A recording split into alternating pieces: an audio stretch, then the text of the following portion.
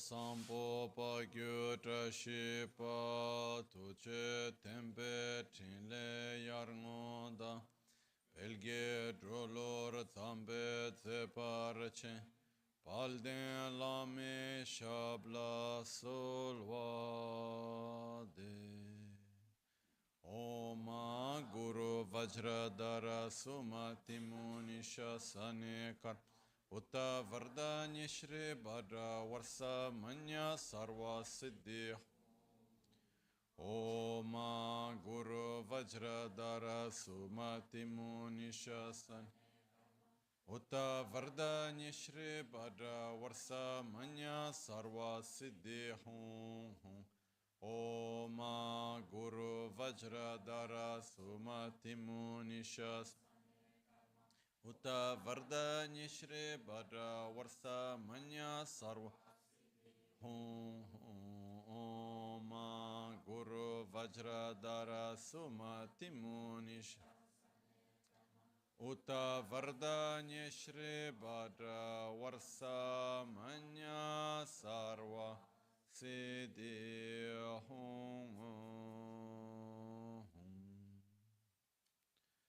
Pakyuke Kudan Dagi Alu Pakyuke Sundan Dagi Nga Pakyuke Tudan Dagi Tenyerme Chiktu Chingi Olo Makyuke Kudan Dagi Olo Makyuke Sundan Dagi Makyuke Tudan Dagi Tenyerme Chiktu Chingi Olo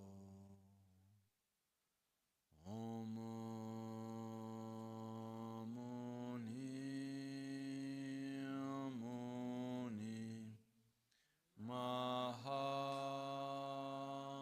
Mahamuni Shakyamuni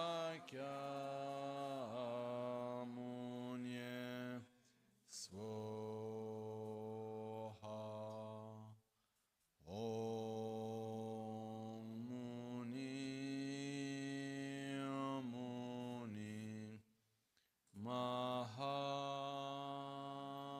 Mahamuni Shakyamuni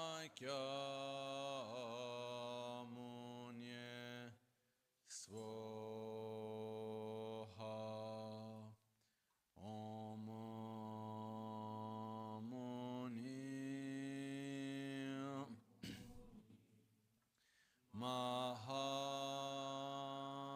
Mahamuni Shakyamuni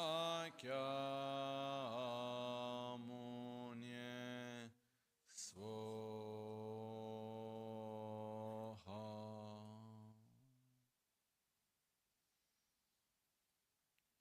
Sangye Chodan Tsoge Chonam Lai Chanchu Pardo Dani Kyapsu Chi Dagi Jinso Gibe Sonam Drola Pinchira Sangye Drupar Sho Sangye Chodan Tsoge Chonam Lai Chanchu Pardo Dani Kyapsu Chi Dagi Jinso Gibe Sonam Ki Drola Pinchra Sangye Drupar Sho Sangye Chedan Tsogi Chonamla Chancho Pardo Dani Kyapsu Ching Dagi Chinso Gibe Sonam Ki Drola Pinchra Sangye Drupar Sho Nel Buddha, nel Dharma e nel Sangha prendo rifugio fino all'illuminazione. Con la pratica della generosità e delle altre perfezioni, possa io ottenere lo stato di Buddha per il beneficio di tutti gli esseri senzienti. Namo Lhaye Kedar Dana Jinke Drupundandami Kenamdam Ruwa Kuinge Dranam Che Sampa Tamche Ketu Dagi Chuten To Tamche Ketu Dagi Chuten To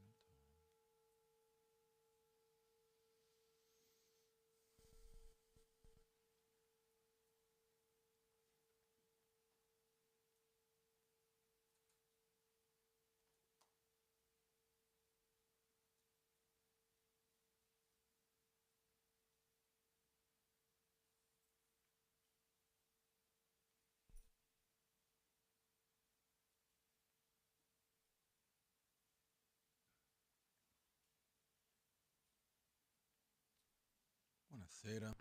Good evening.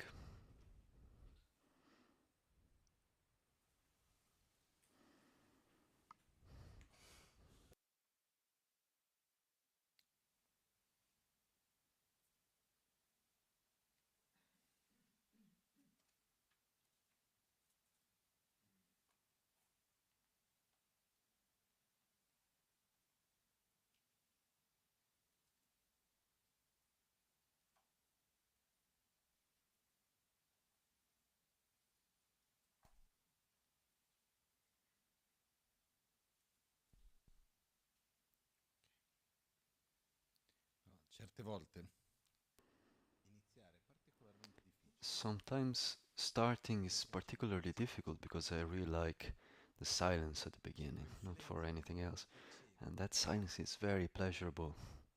Ci tengo che stare insieme in silenzio è qualcosa di molto And I think that being together in silence is something very special. ancora il coraggio But abbastanza up per today, mantenere quel silenzio I still wasn't brave enough to keep that silence for longer. Anyway, Domani è un giorno tomorrow is a nel day calendario within the importante, Tibetan calendar, importante, quite important, in quanto è il giorno della luna piena, because it's the undicesimo, full moon day, so it's the del 15th mese day of the moon of Saga, Vesak, Saka, il mese which particolare is dove the Buddha, month in which in realtà Buddha was sempre nel born, giorno di luna piena, and Buddha di quello stesso mese, Buddha è nato, ha raggiunto l'illuminazione in the same day within that month of full moon, Buddha was born, and also he reached enlightenment. non è che celebrate lo stesso giorno per questi tre eventi, no? Perché si sono ripetuti sempre in questo stesso momento, questo stesso giorno particolare. E personalmente And personally, io per tanti anni for many years, ho fatto and questa still fatica today, di dare I importanza alle date speciali. I had quite a hard Questa time to data give è importance to stata quella dates speciale because per I was always believed that the most prendere important cura date del is gruppo, the one of per today. So take alimentarlo care della of famiglia, today, not e like being seguirlo good on Christmas and not on the other assiduamente. days of the Però year. poi dopo mi sono trovato But che le then, date uh, invece vengono date importanza. but then I was faced E with mi the sono fact that sforzato un po' a it dare is questo given valore importance to the particolare. to dates. So I try to Comunque sia, find the questo meaning and giorno importance of dell'incontro that. è nato e poi è morto nello stesso giorno, And è so, because qualcosa di Buddha was speciale per quel born, giorno lì. got enlightened, Ci and sarà died in the qualcosa same di day, there must be particolare something collegato a particular un'ispirazione in that buddista. conjunction Poi ovviamente se andiamo a of prendere that le particular astrologie, day. qualcuno S te lo va ad Of spiegare course, if we go facilmente. take some astrologist that can explain it, we can find the reason, but I Viene don't detto know. che è un giorno che And ha it is una said that caratteristica particolare, it's a day dove è come se that has fossero le some varie particular energie, le characteristic emozioni, where the i emotions and the pensieri, energies of what is done questa è la spiegazione is fa multiplied. sì che uno faccia delle cose So belle whether o one cattive, does appunto good diventa things or ha bad maggior things, peso quel giorno. Questo è that quello day che has more si dice. power. Non This is perché what sia il is giorno in described. cui Not Buddha è because it's the nato e day quindi una cosa in which speciale per Buddha quello, was born è proprio and it's special particolare. because of that, but because that day has Io that oggi volevo characteristic più che in altro in cogliere itself. l'occasione di questo And per so, cercare un po' di connetterci oggi because of this, I wanted to al significato del connect buddismo, di che to cosa noi the intendiamo significance per buddismo. of this and what we mean Poi with sai, le Buddhism, tradizioni because cambiano nel tempo, traditions, change negli in anni time, and le necessità sono and diverse. necessities Ho are tanto ascoltato different. Lama Gangchen I Rinpoche dire che remember Lama oggi il Gangchen buddismo è oltre Rinpoche che una saying religione, that Buddhism today is a all'epoca di religion Buddha la struttura because era quella delle religioni. at the Non mi time of ricordo se era Buddha, the strutturato structure come was that of forma, religion, so it is structured però as a sai, religion. io quando ho But fatto in poi reality, la if ricerca, when I've done my research, una delle cose che ho visto è che one of the things difficile I've dare dei seen is nomi, that it is perché quando noi hard to nominiamo give some qualcuno particular names che because when we give a name, we put a puntiamo label and a enfasi su certe we put caratteristiche, emphasis on some characteristics and we go to exclude e some molto others. spesso le etichette che mettiamo Because sono very often buddiste the proprio per queste labels, with the caratteristiche qua. labels I put, I can't Quindi quando comprehend noi diciamo all the religione, characteristics. So when I say religion, è it perché includes vogliamo some dire things and it excludes c'è some qualcosa di più others. nella So religione what do we mean specificamente. Che when we cos'è? say Buddhism? What is Buddhism? Per me For me, fa it's related to three things, which is the vision of the world, so which is the paradigm, so what concerns the truth, how the truth exists, what is happiness, what is suffering, what are the causes of one and the other, what do we want and how to do it to reach it. Is there life after death or before being born? All of this is part of the vision. There are some fundamental points on this. For example, why do things happen? Where do they come from? All of this is part of the vision. We could call it the paradigm, the vision of the world. And so, in the teachings of Buddha, he tried to share and to transmit his vision. So, what was his personal vision? He tried to share. And beyond the vision, other than the vision, there is a second part which in Tibetan is called the chopa, which could be translated as conduct. That means, okay, this is the vision, but once you follow this vision, how should you behave in everyday life? So the rules of conduct, which is the way of talking, the way of interacting with others, and here we have all the aspects of everyday life. This is a fundamental part.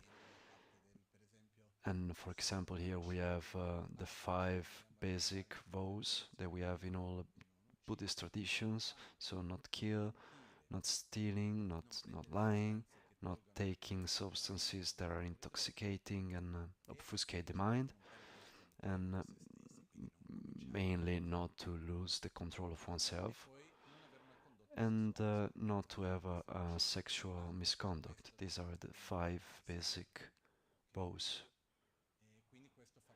And so this is part of the conduct, and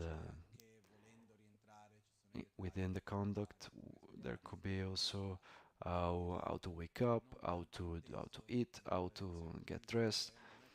So to get dressed doesn't really mean like what color should you put on or how whether you should put on a mini skirt or not. That's not the point. There is no problem in that. It means the attitude, the internal attitude that I have while I'm getting dressed, so the meaning that I give. So, for example, when I'm getting dressed, I can attribute a significance to the clothes that I'm wearing. So for example, what happens according to the color that I'm wearing. So, for example, you can represent the qualities with which I want to adorn myself during that day.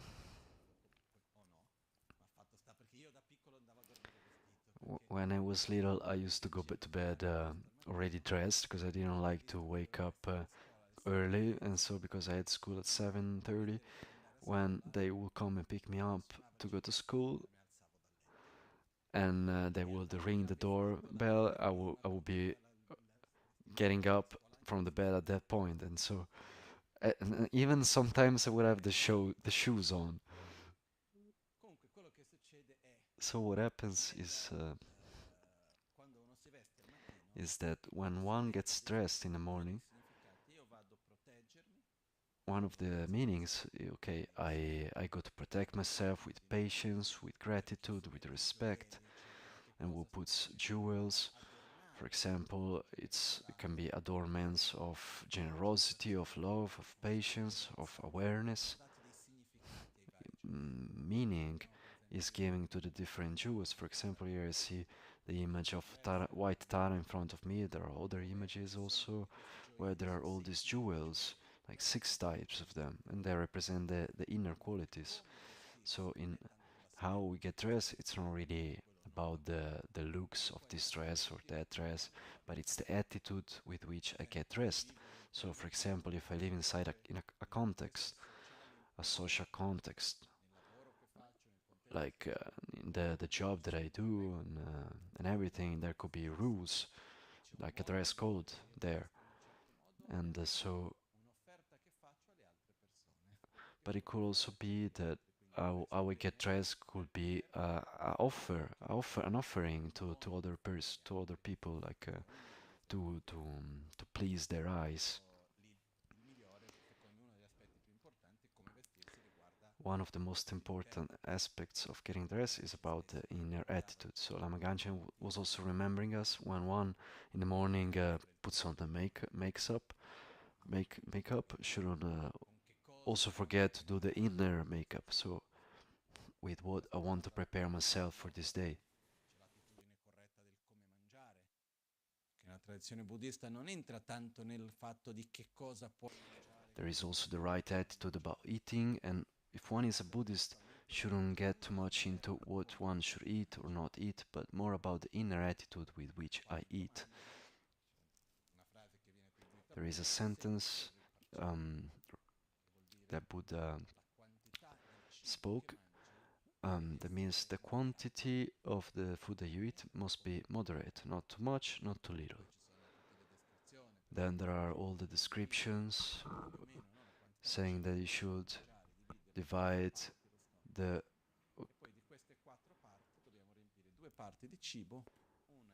stomach in 4 parts, and of these 2 parts we should have 2 of them filled with food, one with water, and one we should leave empty. So theoretically one should complete the meal without feeling totally full, and so that keeps the mind also more clear.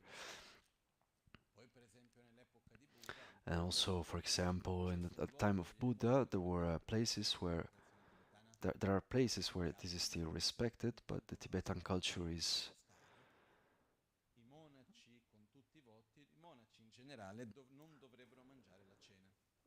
the monks in general shouldn't eat the dinner, and they should only eat breakfast and lunch. Why? Where does this come from?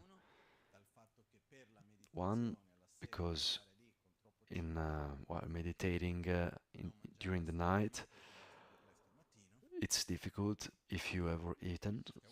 So not eating also in the evening then also helps with getting up early.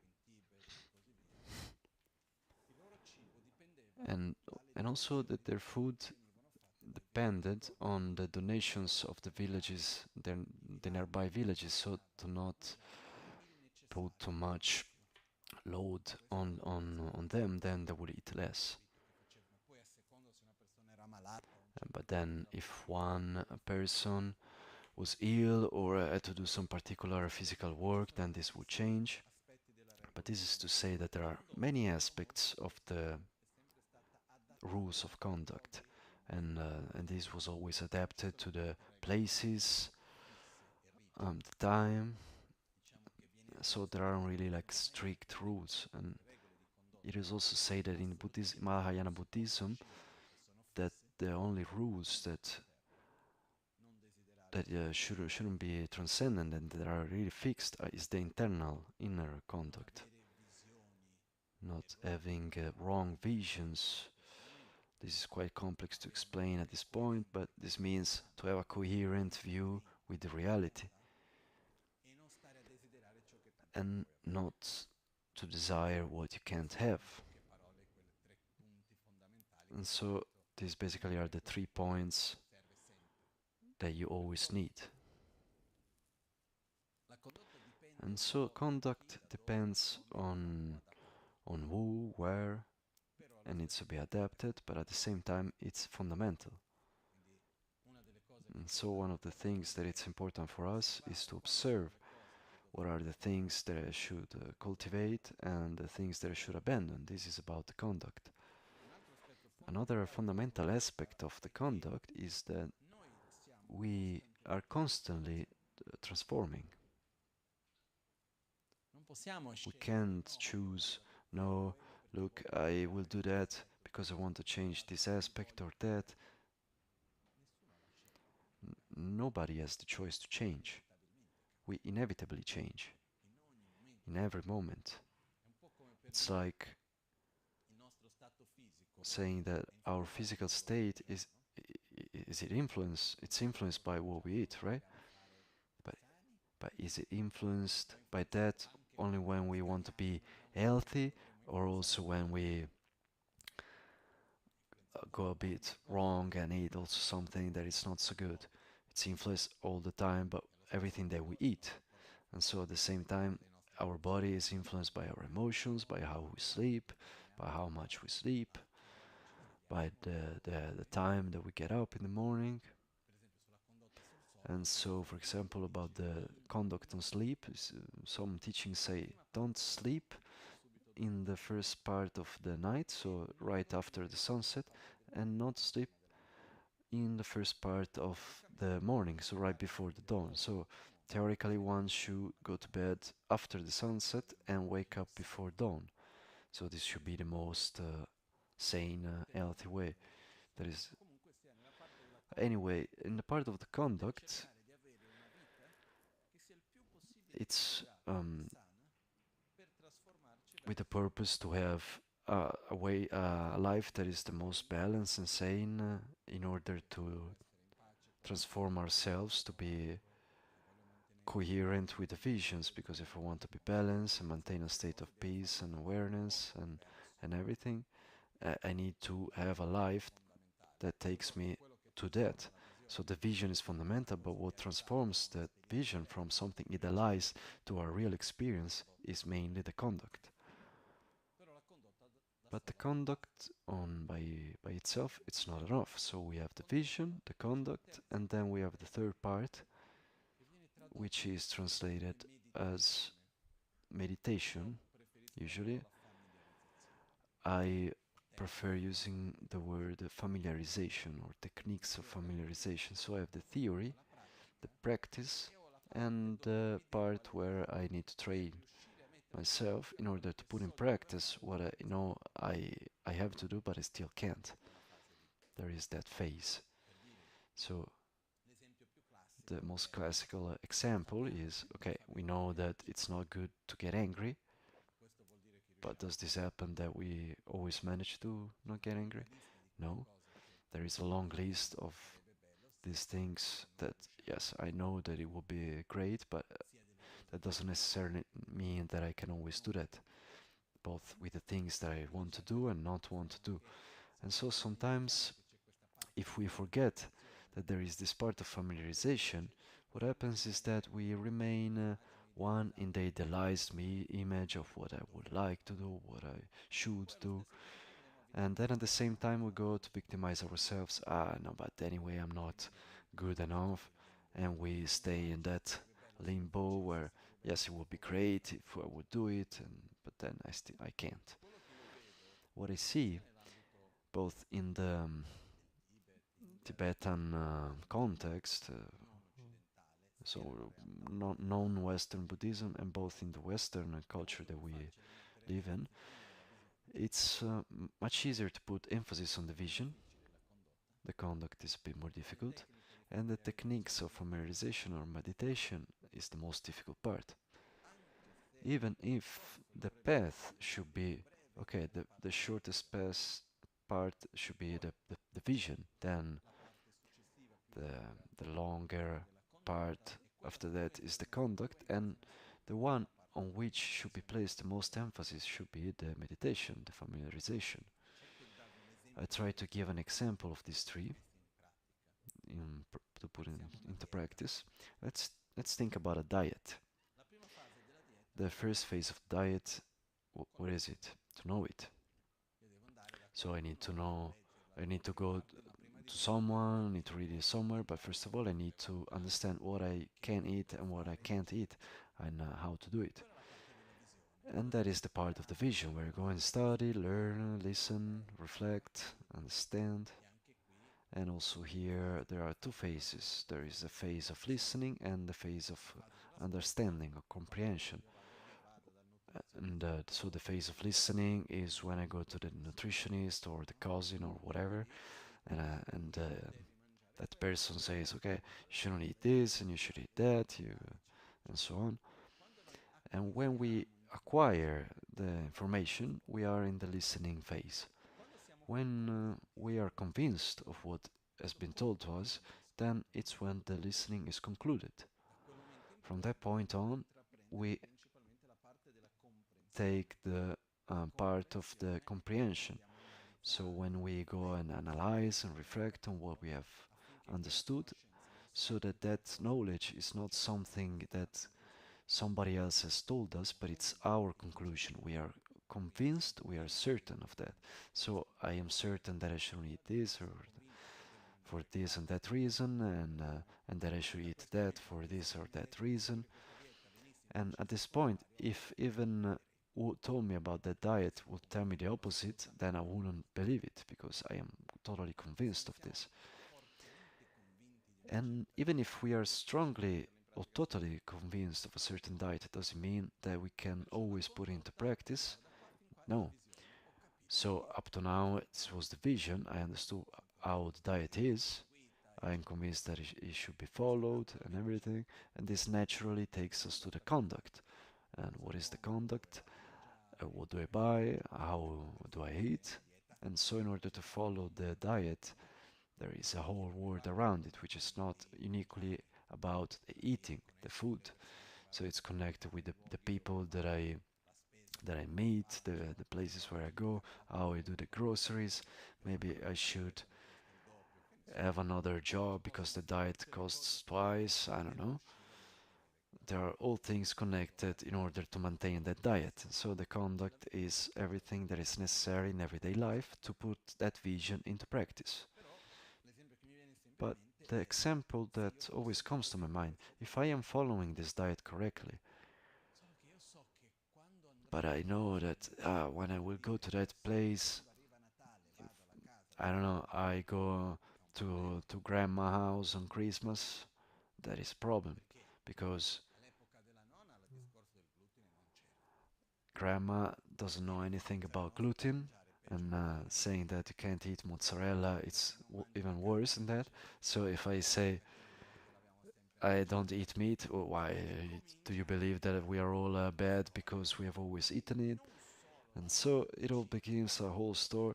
And not only the grandma cooks extremely well, and I like it a lot, but also together with that,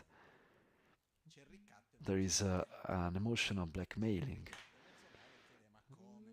Well, how you're not gonna eat the food that I cooked with love, and for generations they have all eaten it. Homemade lasagna, everyone is always eating it. Why are you not going to eat it? You know, more or less, I can imagine. And so one says, yeah, it's okay at that time, it's fine. My diet, no problem. Not because I like lasagna, but because of the grandma. Because and so what happens is that one, in this case, before coming to the day when I will probably not be able to maintain the diet, I need to prepare. And so this is the part of training, of familiarizing. And how do we do it? We use one of the most powerful tools that we have, which is our own imagination. Because let's remember, when we find ourselves in front of a situation, our reaction in front of that situation depends very much more on our experiences rather than on our knowledge. So when we are in front of that, we will refer to the last experiences that we have had related to that as a starting point for our reaction. And what happens is that when we imagine something for our minds, to use more modern words, to our brain, there is a difference between what we imagine and what we live directly with our senses.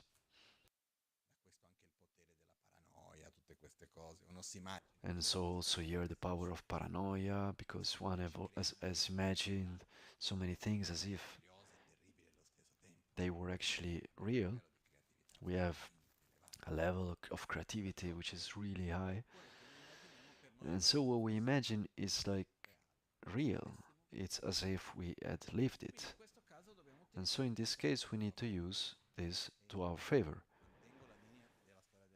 I maintain the Okay, I maintain the line of the story of the diet. Okay, who wants to use it for diet, it's fine anyway.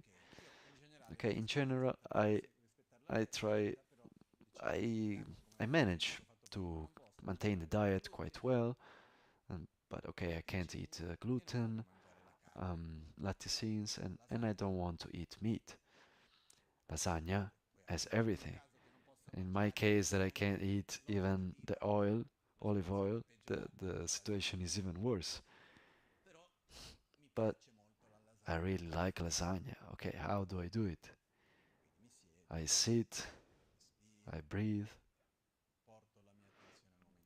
I put my attention to the present moment, and first of all, I do an analytical meditation on my diet. What is an analytical meditation? It's when we take an argument and we imagine to go and tell someone about that thing and to convince that person about that, and that person really doesn't want to know about it, but we have to convince that person about it. Okay, you know, the diet is important because of this and that, and then eventually we can get to the final conclusion. I can't eat this, and I have to eat that, and I get to the conclusion of the diet.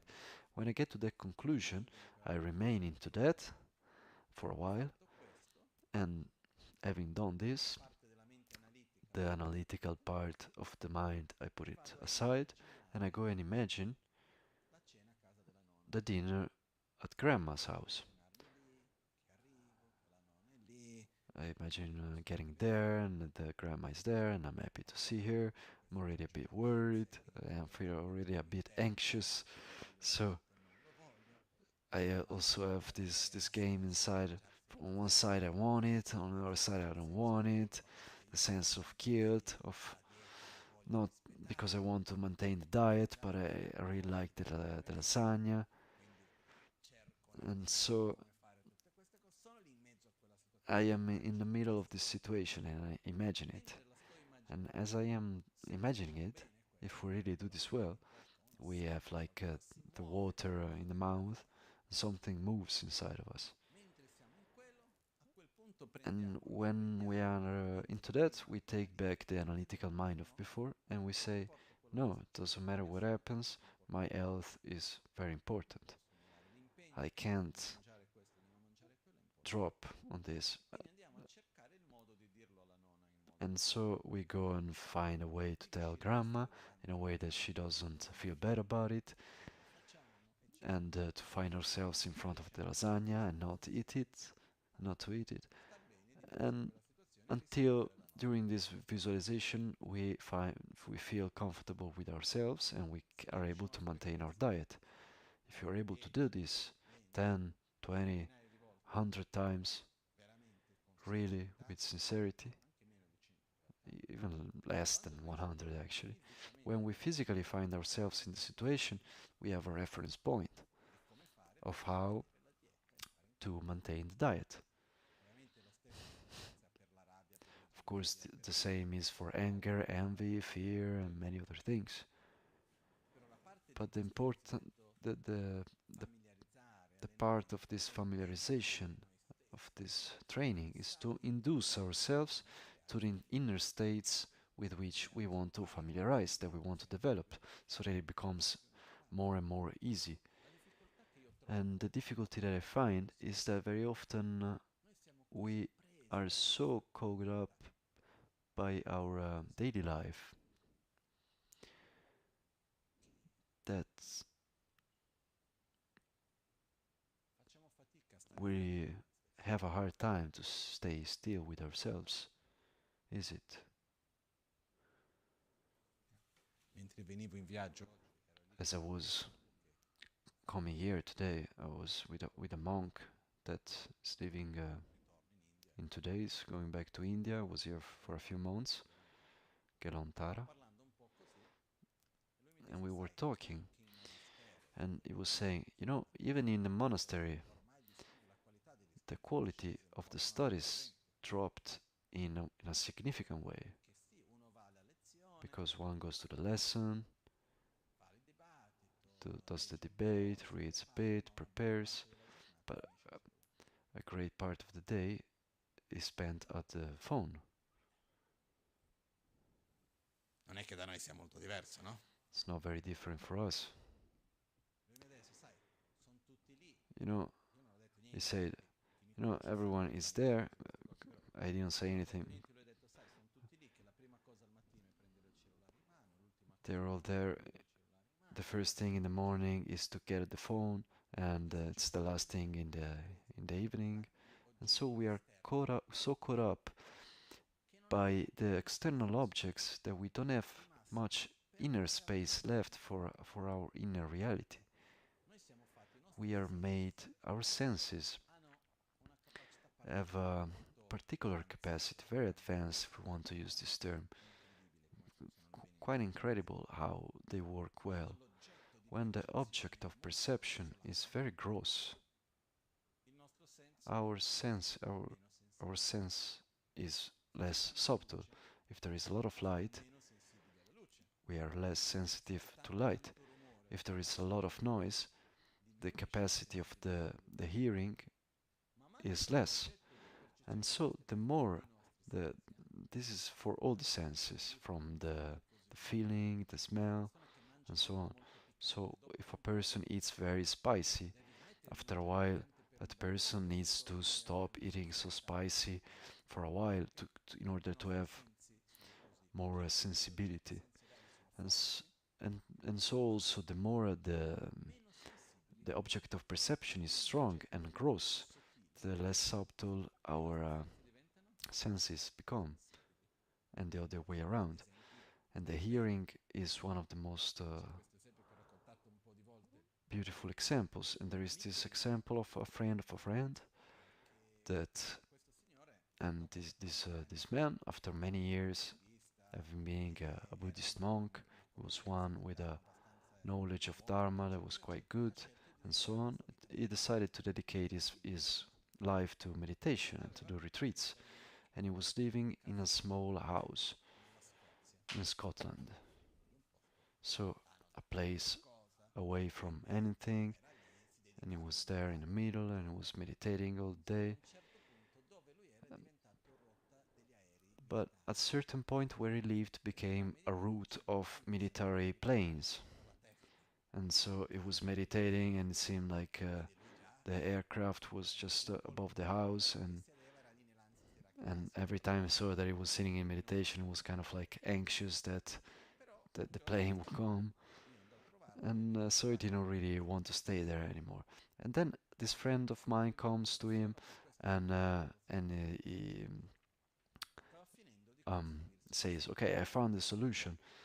And so he decided to build a sort of bunker, like a sort of modern cave.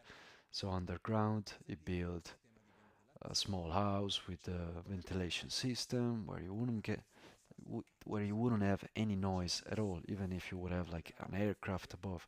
And he was very happy and content with this. And he was almost done. And after a while, they talk again, and my friend asks to him, "So how is your meditation bunker? How is it going?" "It's a tragedy. I completed it, a huge effort, and I couldn't meditate well there for even a day." "Why?" "Well, I sat there, was so happy that there wouldn't have been any noise at all, and at a certain point I hear some incredible noises of his own body. When the external noises are completely blocked, at a certain point the hearing becomes so sensitive that one starts to hear at a high volume the sound of the breathing, of the bones moving, of the blood flowing. And, and even once I read that world record for staying in a place like this is like 40 minutes because you go insane after a while. Microsoft created one of these places to study their products to make sure that they wouldn't be noisy. I always thought that it wasn't successful because their keyboards are always very noisy. And what happened is that when we work in that place, we'll leave the door open because it will be incredibly difficult to stay there. Anyway, what happens is that indeed, the more the object of perception is gross, the more we have a hard time perceiving subtle objects. So what should we do in order to perceive more subtle objects? Diminish the gross objects. It's a clear logic. How many senses do we have? 6. The 5 senses and the mind. When the objects of perception of the mind are more gross, we can't manage to perceive the most deep and subtle aspects as intuition. We can't catch the shades of feelings, the most subtle and deep aspects of the mind. And the more we decrease the gross objects of perception, so less information for the mind from the point of view of the objects of perception, then the more our mind becomes sensitive. The more we are able to perceive our own intuitions, and we are able to see our emotions just as they are about to rise. And it's very important for us to be able to do so, because in reality, what happens is that what we experience, both as good and bad, we see what's in the surface, but there is a whole process that it's more deep that happens underneath as an iceberg, so to speak. But if we are not able to see what's beneath, to be aware of what's there and to direction what's there, then eventually we are always on the surface. And going back to the phone, we live during a time where the level of noise, the mental noise, is it high or low? It's very, very, very high. And probably like in an unprecedented way.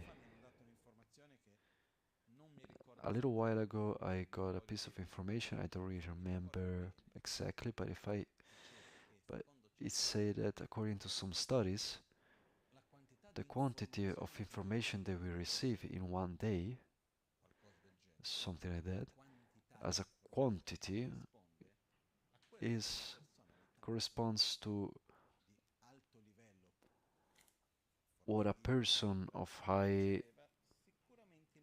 studies would receive in a day. So what we receive during a day corresponds to the quantity of information that Leonardo da Vinci received in 1 year. I have a little memory that was talking about a lifetime, but even one day is, I mean, 1 year is still a lot.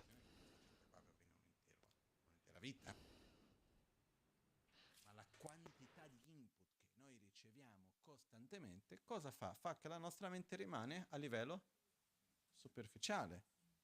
So because of the quantity of input that we receive constantly, our mind stays on the superficial level. And so because of this, also we struggle with concentrating on a difficult text, to go deep on it and to reflect. I remember when I read the Divine Comedy, I didn't understand anything. And at the time, I read the Divine Comedy because I listened to the commentary given by Benigni. And so there was time where I will come here to Milan and give these teachings on Wednesday. And while I was driving in the car, I would listen to the commentary. And there was that sentence from Benigni, the most difficult of qualities is humility, because you just need to believe that you have it in order to not have it anymore. Anyway, I remember the beauty of taking a text that, yes, it's difficult, but then at a certain point you understand it and a horizon opens. But in order to understand some things, we need space for that. And that space is obtained when there aren't obstructions for that thing. And so, in order to perceive more subtle things, we need to be free from obstructions, so diminish the quantity of gross stimulations. Otherwise, how can we meditate? A thing that I've realized in the past years is that talking about meditation, trying to meditate, becomes more and more difficult because we have a crazy competition internal. Our mind is so attracted to some things. You try to keep the mind still, but the mind is attracted by a quantity, an enormous quantity of things somewhere else. Because we need, first of all, to be able to stop, to diminish our rhythm in order to have a certain awareness. And so also the information that we receive, usually they remain at a very superficial level, isn't it? One of the things that I started to do, for example, okay, I like to read the news. One thing that I fixated on, okay, I go and look at least 3 different sources and not only one. But then what I try to do, I take more or less 2 articles every day and I read them from the beginning to the end. And I go deep on those articles. Something that interests me a bit more and that I believe has some meaning. And then I don't read anything else. Because I realized that I had the tendency of kind of going fast, reading the titles, not even the subtitles, and then at a certain point, not even reading them well, just kind of skipping through. And I realized that more and more I was having a hard time to go deep into things. And so this part of meditation that requires a process of deepening demands space. And so here is also about conduct.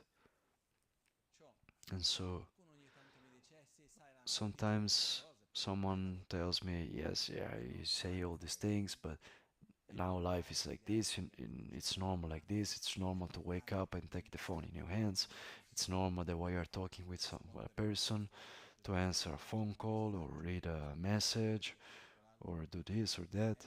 Is it normal or not? It is normal, but it's not good. And I'm happy to be always more and more anormal. The question is it sane or not sane? It's about this. Is it healthy? Is it good for me or not good for me? Because one of the main points of teachings of Buddha is, okay, Buddha said, first, first of anything, before taking the path of developing more deep things, deep concentration, unconditioned altruism, and many things. The first thing that is necessary is a commitment that we take with ourselves to cultivate what's good for us and to leave what's not good for us. This is the first thing. This is what also Lama Gangchen Rinpoche in the little book called Self-Healing One. We need to discern between the right friends and the wrong friends. And there it was talking about coffee, and after a while he stopped because, okay, here there is no hope. It's better to take some other example.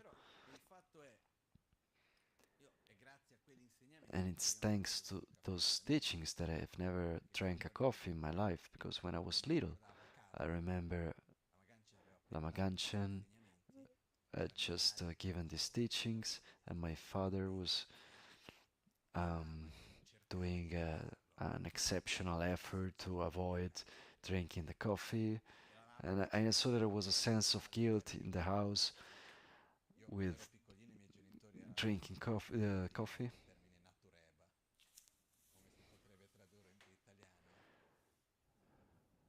Quelli che sono no, tutto naturale, per dire io con 2 mesi sono quasi morto. And so in Brazil there are those called natureba, which is like people trying to eat all natural. And I got gastro and gastroenterite and for 2 months, and there you need the flebo. And at a certain point they called another doctor to come, and when he saw me in the hospital,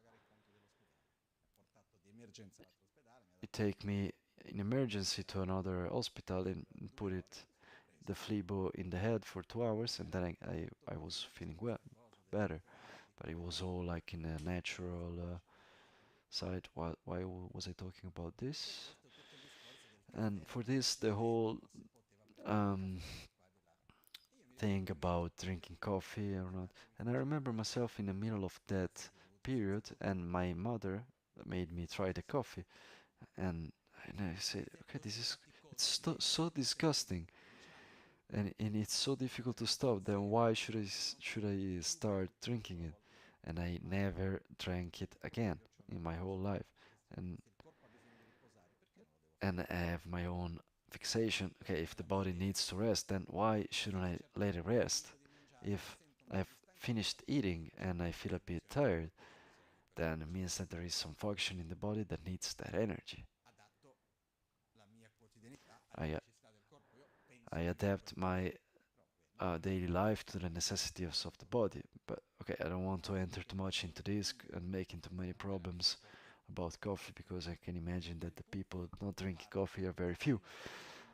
But the main point starts from a conviction that, according to me, is one of the most difficult challenges that we have and needs to be taken as a challenge.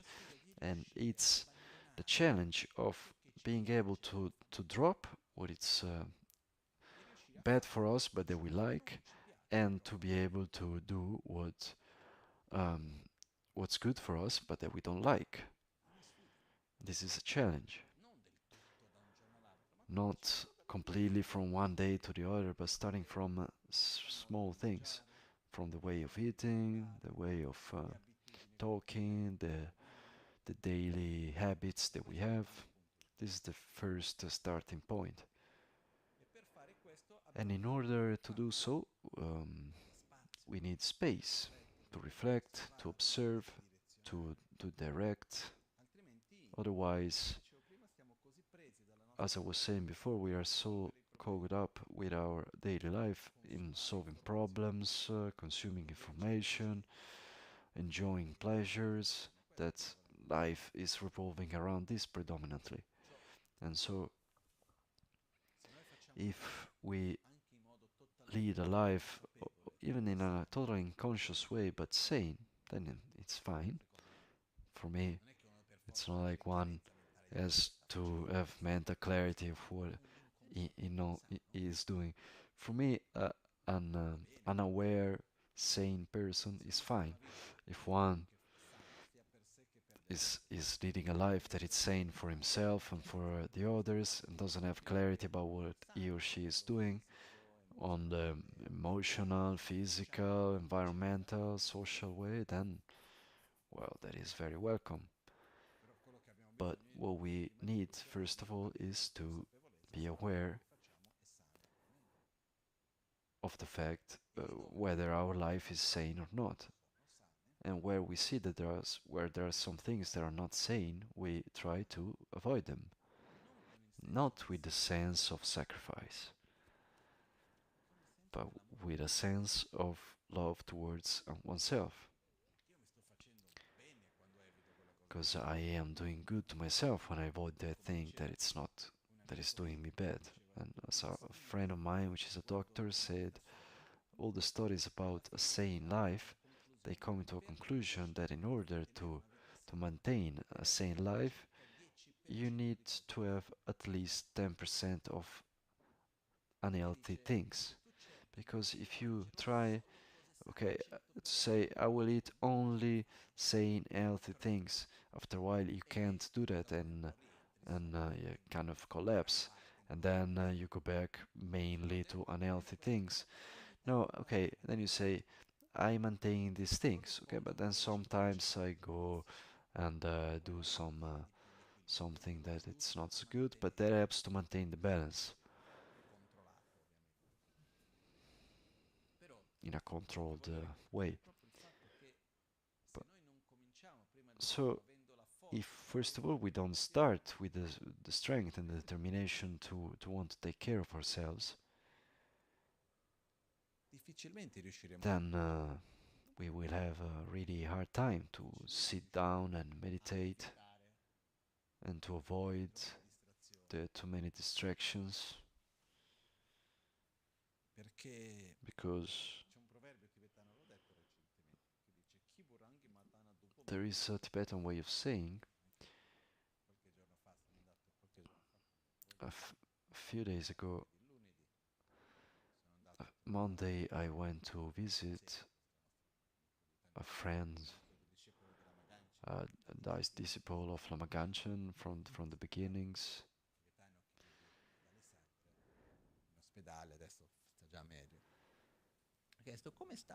He's a Tibetan that lives in Alessandria. How are you? Yeah, no, I'm fine. And he to me this way of saying, if you're not yourself, doing good to yourself, then it would be the others doing bad to you. Which means if it's not you taking care of yourself, you can't expect it coming from the others, is like a more correct translation. It can also be translated, if it's not you yourself being happy, you cannot expect happiness coming from others. So what happens is that if it's not me taking care of myself, I can't expect the others to do that. And the starting point is this challenge. But it needs to be done also here, like, okay, 10% I respect my limits until it becomes a habit.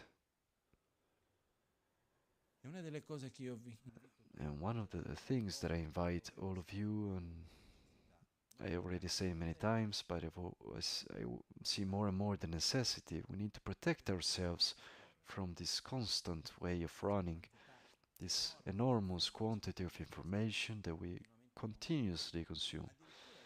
Even getting to a level where we feel that if we are not consuming all that information, there is something wrong, and we can't stay without consuming information. We get into abstinence, isn't it? Because at a certain point one stops, okay, no information. Beautiful. And the heart starts to beat fast. Then you don't know what to do, you get bored, and we go into abstinence. We have an addiction.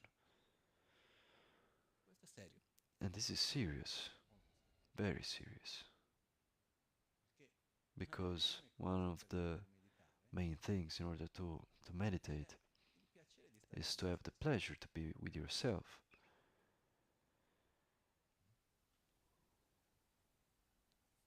It was once I heard this sentence from a master, and was saying, if when you're with yourself you're not feeling well, it means that you're in bad company, and that there is something to put into place.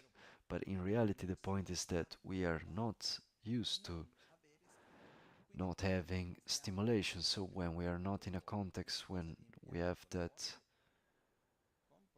feeling of emptiness, of void, we feel that with projections of the future, and so in order to have internal silence, then we need to create external noise. I don't know if this is clear. it's a bit like as if we have so much stuff that we need to elaborate inside of us. And at a certain point, we look inside of us. Okay, no, no, no, I don't want to face it. I don't want to elaborate. It's too much. So we take something even more gross. We raise the level. So saying more things, more information, more noise. Noise for the mind. So that one escapes from oneself. But our system has a characteristic that I think it's quite incredible, special, which is when there is something that it's not wrong, that it's not balanced, saying in ourselves, both physically and on emotional level and mental level, our whole being, our system, tries at all costs to make it so that we take care of it, as if we have like alarm systems when there is something wrong. On a mental level, for example, where we have our own conflicts, traumas, unhealthy internal dynamics. Constantly we create situations to relieve those things. And here I add something. Yes, when your poisons, your conflicts get manifested and they come to the surface, this is part of a process of healing. Yes and no. It's an opportunity for a process of healing, but not necessarily it is. Because when a trauma or a bad dynamic, a poison comes to the surface and I see it, and I manage at that point to say, okay, there is this, I need to face it, I need to heal it, I don't want to follow it, how can I do and face it? At that point you take a process of healing. But when something comes to the surface and instead of healing it, one just repeats that dynamic again and again, you reinforce actually. So that is the opposite of healing. Is this clear? Because every difficulty is an opportunity, but it needs to be catched. Every time that our conflicts get manifested, as Kunpen Rinpoche was saying, when the mental poisons are manifested, then they can be faced. When they are hidden somewhere, it's more hard. But when we see them, it's easier. And so this is why the Kadampa masters, when they will find themselves in a context where they will find really well, they won't get angry with anything, they will try and find more extreme situations to see where their conflicts and hidden things will be in order to face them. But what happens is that we don't always have to go and look because they are there anyway. But it's an opportunity that it's there. In order to be able to and in order to be able to see these opportunities, we also need space in order to observe ourselves and to observe our emotions. And the beautiful thing is that when we start to create more habits in observing ourselves, at the beginning we observe more like the thoughts, the actions, the words, in a way that is a bit more superficial. And at the beginning, this is also like a bit delayed. One observes when it's already done. It's as if one is seeing the after. The more you go on, the more this delay becomes less, and there is a moment where you can observe what you're saying or thinking as you're thinking it or saying it. And the level after that, you can observe those emotions and those thoughts as they are forming. And at that point, you can redirect it with much less effort. Sometimes I see some thoughts as if they are coming there and trying to enter, and I say, no, no, this no. Doesn't make any sense. And so, In order to do so, the more we have this inner silence and diminish the objects of distractions, the more we are able to observe, analyze, perceive, and bit by bit, as when there is less noise, we can take the reins of our mind in our hands. Otherwise, with too much noise, the mind is constantly reacting to things. What is there? I read this and I think that. I need to resolve this and I go there. There is always something outside of us that is giving input to the mind to go to one direction or the other. And when we say, okay, now you stay here, then we have difficulty with that. It's a bit as if we close our eyes. The moment that we close our eyes, is there immediately a blank, or is there still like images and lights that we see? They are there. Sometimes someone told me, Lama, when I sit there and meditate, and I close my eyes, I see images and lights appearing, and it was like a mystical experience. No, that is the memory of the optical nerve. It's quite simple. If you see some images for some time and then you close the eyes, then you continue to have the input of that. Also because, okay, here we are going to a more complicated discourse, but we just touch it briefly. What we see is just our brain is a process of predicting what will be, and so what we see is what we predict. It is how we work. There are studies from the 70s with a red light and a blue light, and doing some movements with a certain frequency. After a while, turning on and off and off. And then after a while, you will start to see the light moving from one side to the other, which doesn't exist. But this is because our mind is strict, because we have the tendency of predicting what will happen. So I predicted there will be the light there, and before it's even there, then I already start to see it. And so there are studies in the neurosciences which say that what we see is actually a prediction of what actually will be there. But anyway, let's leave these details, because actually not much changes to us. But the point is that we are constantly looking in the outside for external stimulation, and we need to stop and decrease in order to allow to the mind to stay here and to calm down.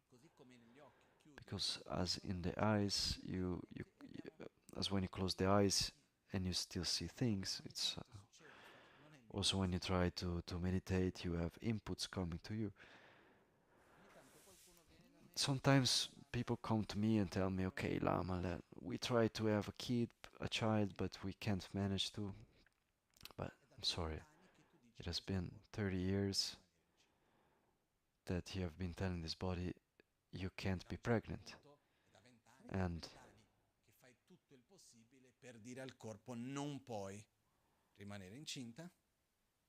Da un giorno all'altro. So you have been telling to this body for 20 or 30 years that you can't be pregnant. From one day to the other you decide the opposite, so you need to give some time for your system to adapt. There are some connections. It's not like body and mind are not connected. They are the same things, two manifestations of the same thing. And so, in the same way, when we close our eyes, we have input. If I'm running and I am in a hurry and I have many inputs in my mind and I say, okay, I need to stop, there is all that inertia. The inertia of the emotions, of the thoughts, and I need to allow for the space to kind of decrease. And so, what I see is that when one completes a practice of meditation is more or less when one is ready to start.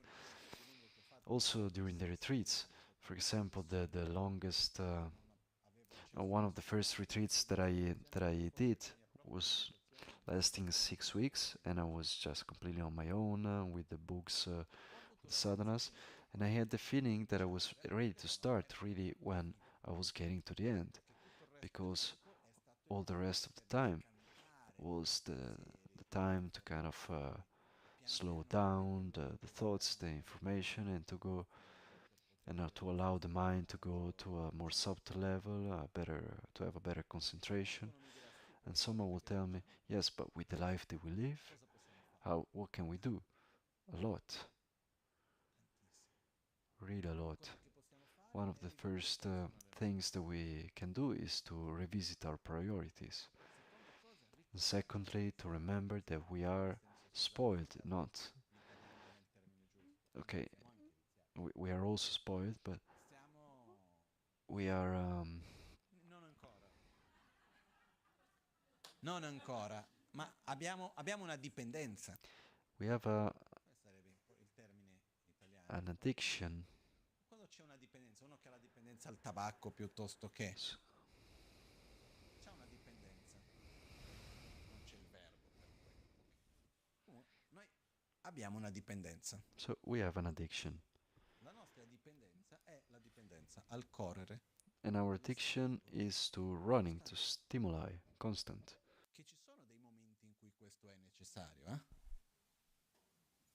La nostra And there are moments when this is necessary. Our capacity of reacting with the cortisol pumping high, and then we need to react the fight or fly reaction.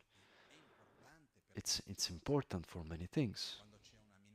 When there is a threat in front of us, but more and more we are constantly with that mode. And so it becomes important for us to start to take aware choices, to decrease the rhythm and to allow ourselves those moments when we are not doing anything. But not doing anything doesn't mean like looking at the phone. Doing nothing means really staying still without any external object that recalls our attention, having a moment where I'm not producing anything, I'm not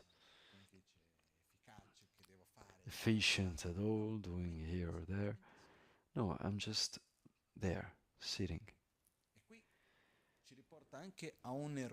And so this also takes us to a mistake that often we have while meditating. We try to apply the same logic that one should be productive and efficient also in meditation. The tendency in meditation,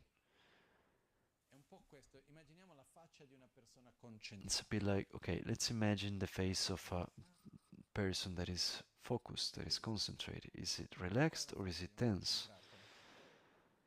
What is the face of one that is focused? It's more like tense. So when we say, okay, don't think about anything else, only the breathing. Okay, I breathe. I have a thought. Okay, no, you can't get in. The inner feeling, is it relaxed, of relaxation or tension? It's tension. So if when we try to meditate, we are putting ourselves in a state of tension because we need to protect ourselves from our thoughts. And somehow we try to constrict ourselves to stay still with the mind. We will never be able to do that. The process is different. The process is not about constricting the mind to be still, but it's about taking the mind to the pleasure of staying still, and to relax and to rest in the breathing or in the object. It's not something that you need to constrict yourself. But in order to do so, one of the first things that we need to do is to start and diminish the rhythm, diminish the objects, starting to create those moments of silence where the mind just gets relaxed in the objects that we choose. There are techniques of relaxation with the breathing that help with the meditation, but the meditation happens when the mind gets relaxed in the object of meditation, not when it's constricted to stay there. And it's something that we can all do. And sometimes people tell me, yes, but when I try to meditate, the moment that I manage to do it a bit better, then I fall asleep. Why? Because there is some accumulated um, tiredness.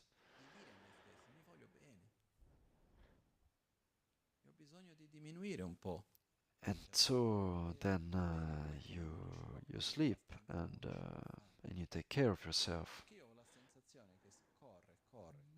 Because I have the feeling that we run and run and run, and this fact of always running takes us more and more to superficial level. When one is focused and is calm, also from the point of view of productivity, one can do much more and in less time. If I need to write something, or I need to take some decisions on something and to analyze something, and as I'm doing that, the mind is going around 20 things, then I will have a much harder time. If I am looking at something and I'm there and I have that space, I will manage much better. And so also our process of creation, of comprehension, demands these empty spaces. I heard someone saying a while ago something that I don't looked under that from that perspective. When we are doing something and we are constantly like trying to produce, and actually we're not creating anything, we are consuming what we have already created before as knowledge and experience.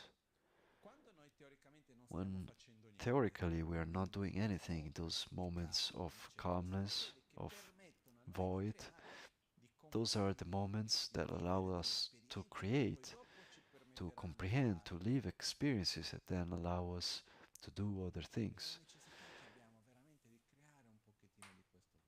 So we really have the necessity of creating more of this void, and this is still about conduct.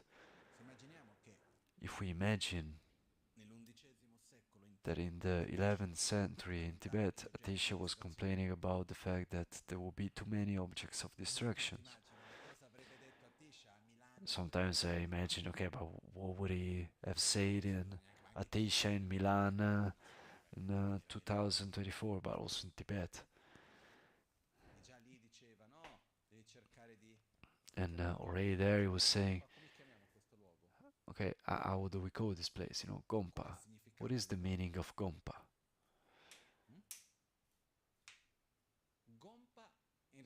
Gompa actually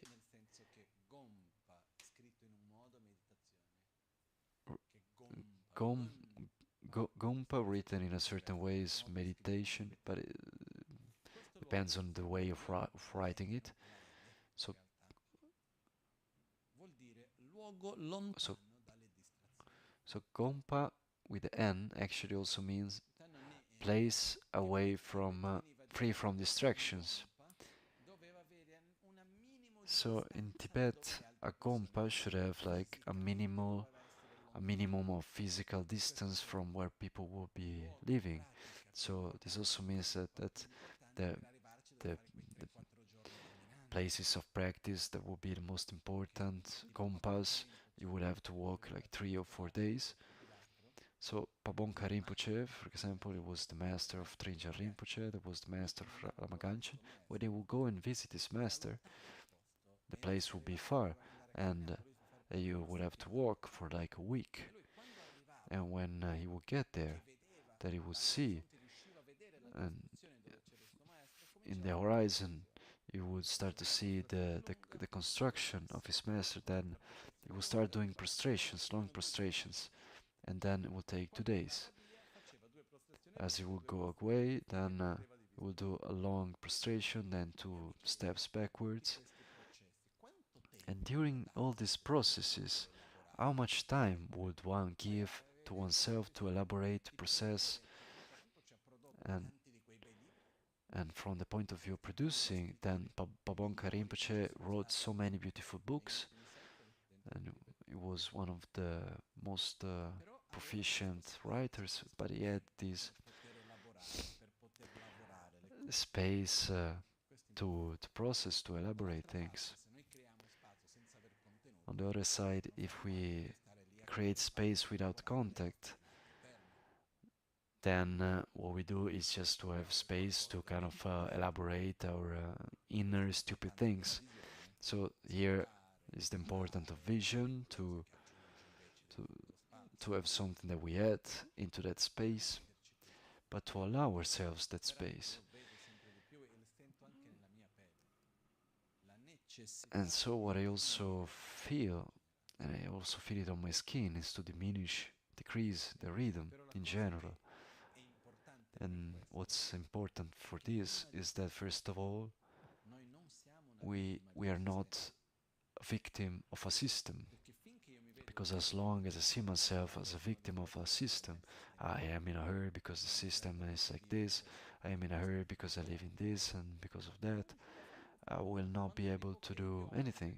When I say, okay, I have an addiction,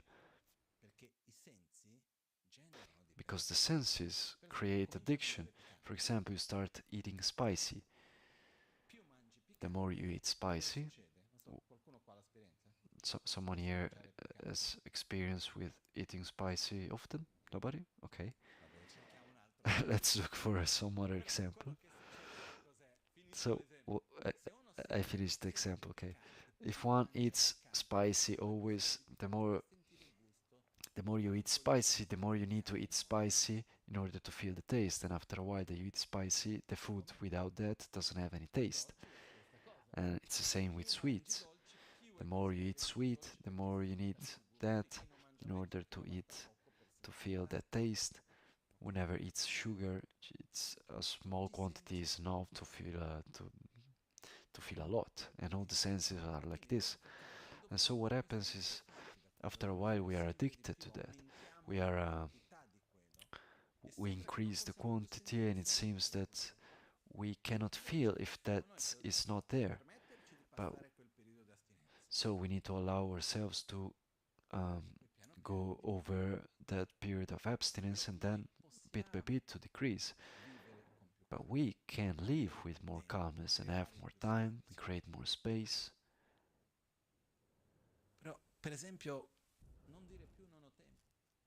But for example, not to say, don't say I don't have time, because that is not true. I don't know, is there someone that said in the last week, I don't have time?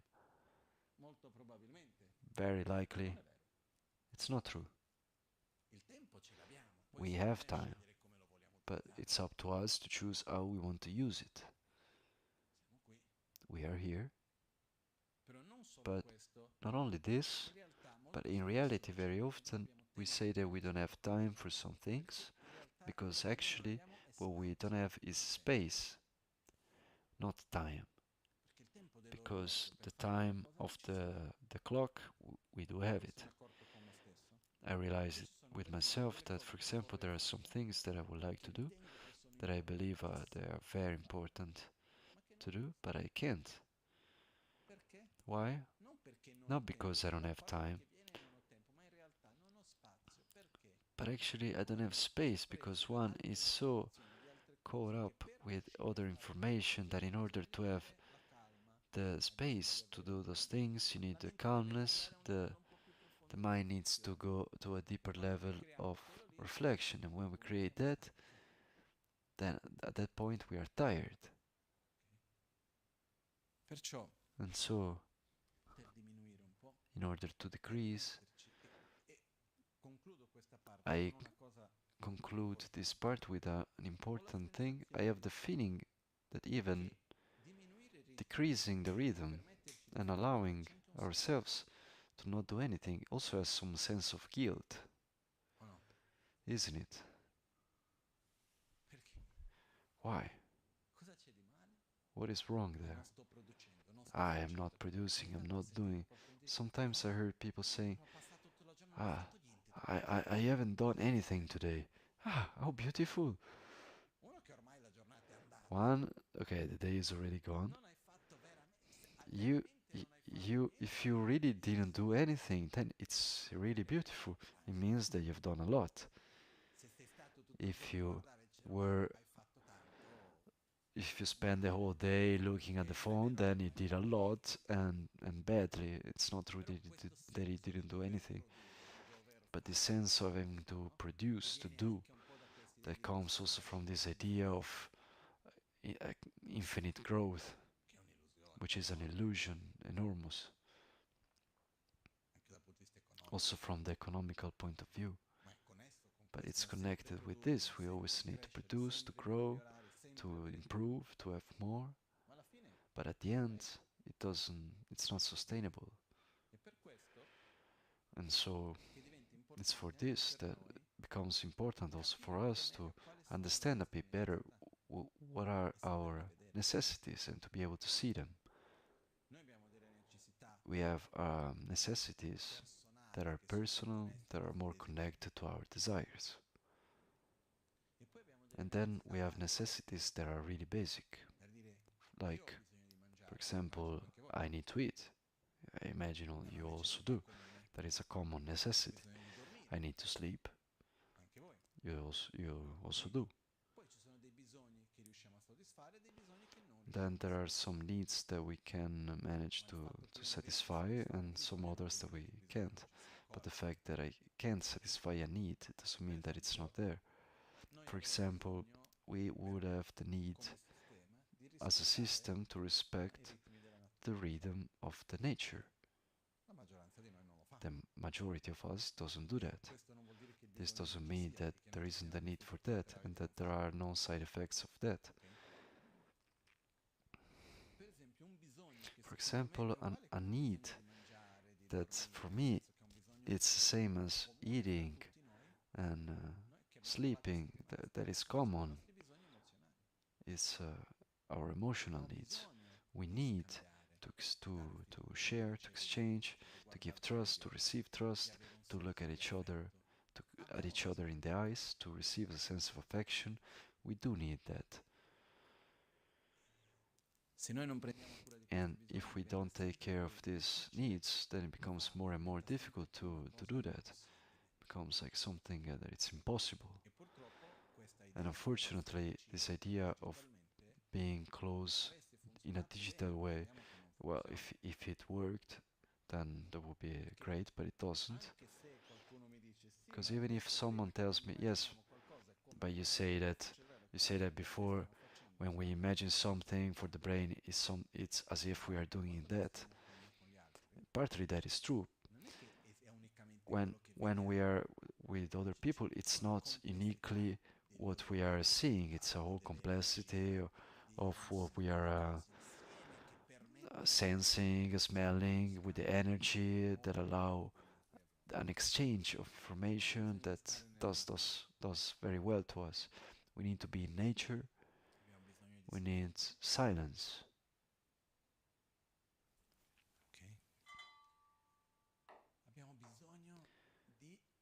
We need to live life with significance, with meaning. It's a need that you don't see until all the other needs are taken care of.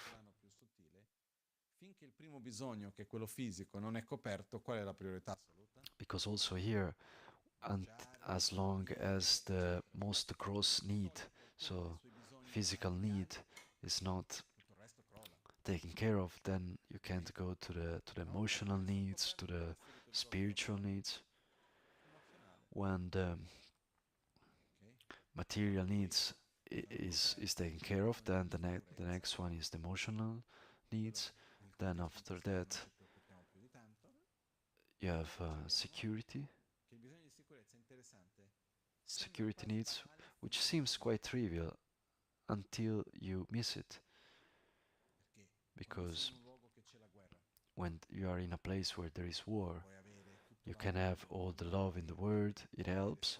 You can have money and to eat, but the uncertainty whether you get the tomorrow or that takes all your peace away, and so we need security. And when we have material necessities covered and emotional needs covered, and we have security, we need to give significance to life, which is our spiritual needs. And then there is something very interesting. When one gets to the spiritual need and is able to satisfy that completely, even if the first three are missing, then one can sustain a state of well-being. But in order to get there, one first needs the others. It's not like saying, okay, a person that on a spiritual level was able to satisfy his needs, even if there is no food, even if there isn't the rest. Yes, of course, it's more difficult, but then still can manage to maintain a state of balance, of well-being. Non funziona. But first we need those things.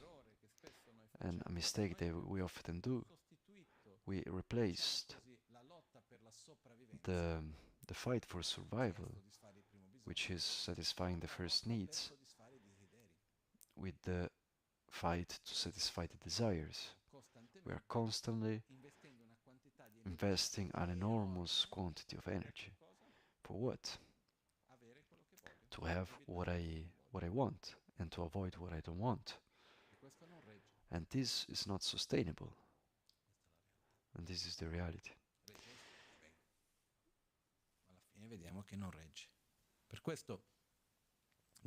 And so, because of this, it becomes very important for us to stop for a while and to allow ourselves to ask, okay, what are my needs?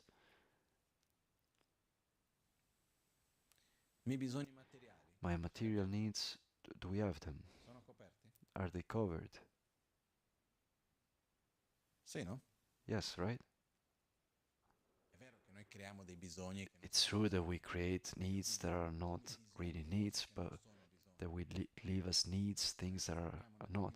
So if we stop for a bit with sincerity and ask ourselves, do we have our material needs covered? Yes. And all the additional energy that I put to satisfy the material needs, it's like a container that it's already full. What I pour on top of it is just wasted. And so we put an enormous quantity of our energy to fill that container of the material needs, when it's actually already full. Because we fear that it will come, that it will be empty, so we are always putting. And maybe the second container of the emotional needs, maybe we don't spend time to talk with the people that we care of, to be together, to have a good moment of sharing, to do things necessary to satisfy the emotional needs. I can't because I have to work, or because I have to do that, but that container is already full. We feel it a bit less, because the energy that we have is limited, isn't it? Life is not like unlimited resources of energy and time. And so, recognizing what are our needs, we direct our energy. And only relating with what we talked about last week, is also the need of creating the us, the sense of belonging, and not just me and you, and then maybe and the us is like a sum of me and you. Me and you are something, and us is something else, and we need to be able to see and to have the sense of belonging to us. That can be the couple, or a more wide thing, like from the soccer team or a religious reality. There can be many different things, but the sense of belonging is extremely important for us and needs to be cultivated.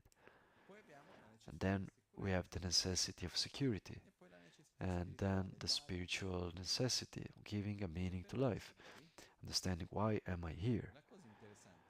And the interesting thing is that when I see the question why am I here, very often, how can I say, we look for a meaning in something that it's like beyond oneself, because I need to do this or that. What is your mission? There is also this term that is used, the mission that one has. Honestly, I don't really believe into this. Sorry if I put it this way. Because you were born with this mission or that. I don't believe into that. I believe that what gives meaning to me being here, I don't believe that there is like a particular why, as if there is like a program, like you were born for this reason or that reason. But what makes this life significant for me, it's to live it in a way that as life goes on, I become a better person and I help the world around me to become a better world. This is what makes the life meaningful from my point of view.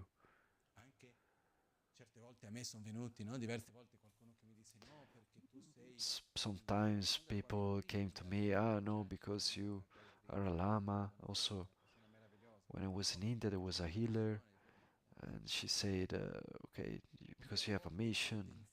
Yes, I have some potential, some qualities, as every one of us, and it depends on how I use them. One can also live and get worse as he gets older. One can get to the end of life and and then realizes that it's more like the damage that he or she has done. What was the mission? To make some damage to the world? Maybe I understand wrongly the concept of mission, but the point for me is what makes the life meaningful is to live the life, and for life I mean every moment, every meeting with at work, with the people around us, as a tool, as a process that helps me to grow as a person, to be better with myself and with the others, that I can participate to a process where I can make it so that the world improves and that I can leave something good. This makes the life more meaningful. And when we go and look the part inside the Buddhist tradition about meditation, it's predominantly a process of familiarizing ourselves with what we want to become. To familiarize with love, with respect, with satisfaction, with concentration, with gratitude, with patience. And this is what we actually need, to familiarize ourselves with what we want to become. And this is this process of training. And so on one side it's important to be sincere, but this doesn't mean that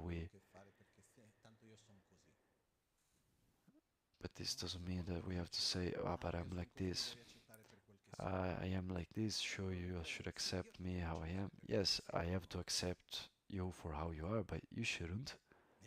In the sense that I accept how you are and I don't put myself against you. I try to interact with you so that you feel better. But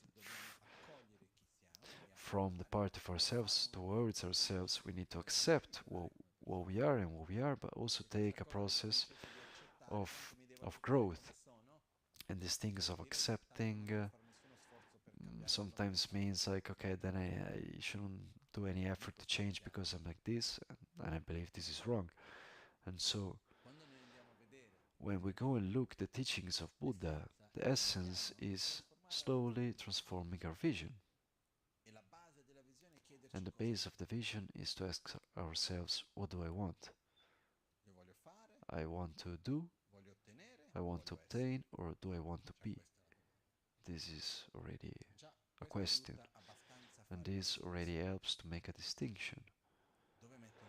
Where do I put my energy into life? Into doing, into having, or into being? Or, and what do I want to be? Being calm or nervous? Being angry or compassionate? Being patient or nervous? Being aware or unaware? Satisfied or dissatisfied? In peace or not? What do I want to be? And when we give priority to the being and not the doing, here already there is a change of paradigm that is quite significant.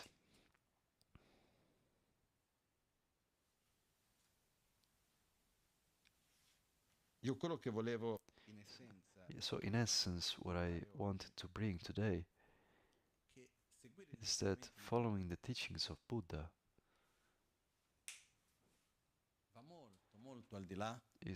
goes much beyond than just putting the label of Buddhist to oneself. We have the tendency to put labels, to give labels. I am a Buddhist. And the interesting thing is that once we manage to put on the label, it seems like we don't need the rest. I don't know if this is clear. And I've seen like these dynamics in a couple. Until we got married, it was better. Because it's as if, okay, then I become husband or wife, and from that point on, then it's done. We just put on the label and don't need to cultivate anything. It's a huge mistake, because a relationship needs to be maintained day after day, moment after moment, word after word, and thought after thought. It requires effort, but it's possible, and this is the same for everything. We have this tendency, okay, it's done, and just put on the label. I'm Buddhist. I waited for so long to do that ceremony. Finally, I'm a Buddhist. I'm there. You're there where? You're there where you are. So it's important for us to understand that it's not the point to have the Buddhist label, but to change our vision of the word and to have a coherent conduct and putting energy into familiarizing with what we want to become. This is the important thing. So for me, the more I see, and not only here in the monasteries in Tibet, in India also, there are realities that I know that many here have a sort of idealized vision, as if in these places everything would be perfect and everybody would feel well. It's not like that. There are so many problems, so many things. So one would say that there is no solution. Yes, that there is a possibility, and it's in each individual, in each one of us. And the greatest difficulties is that many of these realities worked very well until the times change on many things and they didn't manage to adapt. But the point is that I take care of myself and of my life, and as a consequence I take care of the others. Because what this world needs the most, it's not Buddhists, but it's people that are coherent, that have good, sane principles, that give more priority to being and not doing, that cultivate love and respect and gratitude, people that have a capacity of going in deep into things and not just staying on the surface, people that are less easy to manipulate. Abbiamo bisogno di più persone. We need more people like that. And the beautiful thing is that the more we manage to do that, the more we influence the world to make it so that it's also like that. And so, as I said last week, when we find ourselves in the darkness, it's the moment when we need to put more energy in going towards the light. And so, from our side, we shouldn't victimize ourselves. No, because things are not right, because this is like that. No, our energy is limited.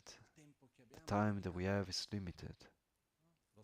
The space, the inner and external space that we have is limited. Let's put our energy where there is a good result, where it can nourish something and do something good. And so, as Lama Gangchen was saying, slowly, slowly, quickly. A step after the other, with affection and love towards oneself and the others. And not to put energy in what we don't believe that it's important for us and the others, what it's not good. Like in critics. And it's very important to have a critic view, but not to criticize. I wanted to dedicate some prayers together and to invite everyone tomorrow in this day of full moon. And in general, the days of full moon are when the emotions are stronger. Also, from the point of view of some researches, because sometimes we trust more like the researches than the words of Buddha. This also happens sometimes. For example, there were some studies where they show that in days of full moon there is an increase, that it's not indifferent in crimes related to passion. So desire is more strong, jealousy also, anger, hatred. And during a full moon, the emotions are stronger. You can just make a correlation with the elements, what is the element more related to the passion, the water. So when there is the full moon, the waters also rise. Also in a plant, there is more water when there is the full moon. So you can give all the reasons that you want, but the point is that during these days, emotions are stronger. And there are people who say that the days of full moon are important for prayer, meditation, to do good things, but mainly it's days to be more careful about not doing stupid things. Because if emotions are stronger, then one gets more loose, and so you should be more careful.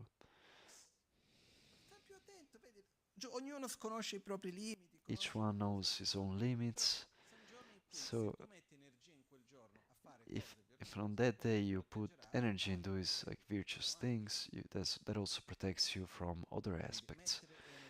So putting energy into that, putting energy into what is good. And so tomorrow I invite you to do a bit more of this, to take this day, to dedicate it to make homage to Buddha. And the best way to give homage to Buddha is to put into practice what he transmitted to us in the coherence. And then there is the part of the tools from the recitation, the meditation, and all of this. But each one, tomorrow is not a day of holiday in Italy, so we do holiday at work, which means we put into practice the teachings there where we are, with what we have to do. Tomorrow I have a super full day.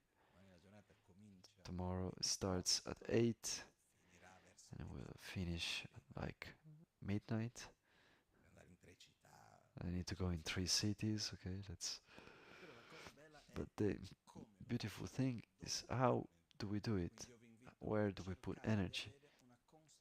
And so I invite you to have a bit more awareness, because that awareness also allows us then to go out from where we are and to grow. And this is my invitation for tomorrow to give homage to the lineage, to Buddha, to those that really managed to maintain this vision and these teachings and this path into life up to today.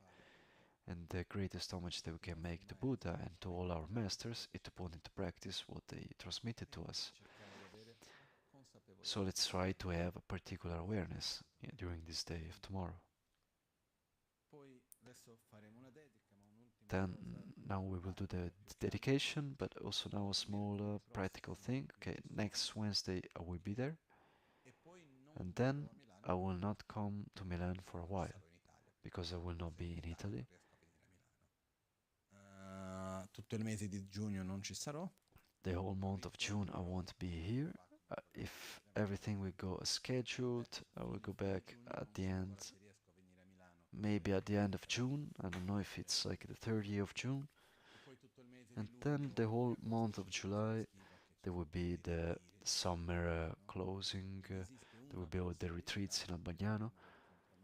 So there is a possibility that we will do um, that next week, and then we will probably resume mid-October. Because this year I told myself, okay, I don't want to travel, but now I have to leave for a trip in June, then I come back, then I'm here in July and August, then I have to leave again in September, just as the retreat in August is finished.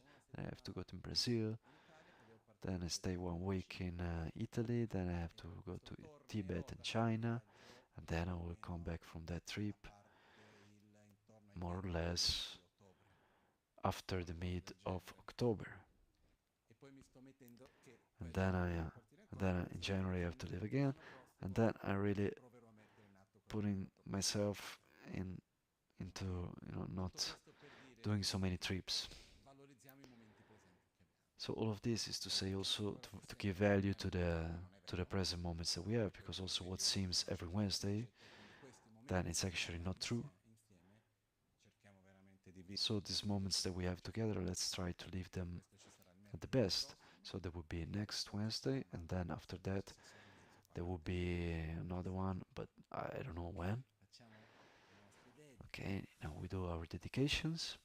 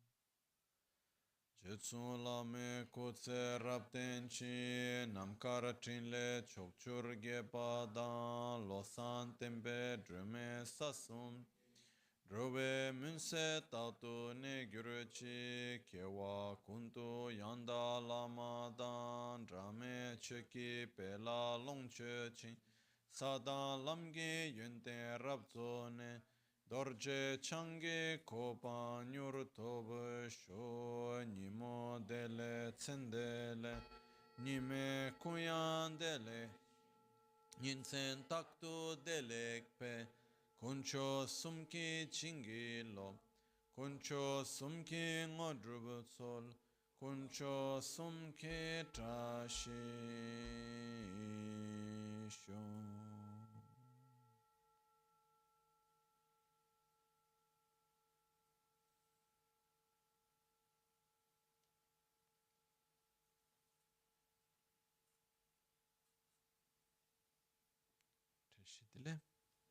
Grazie a tutti.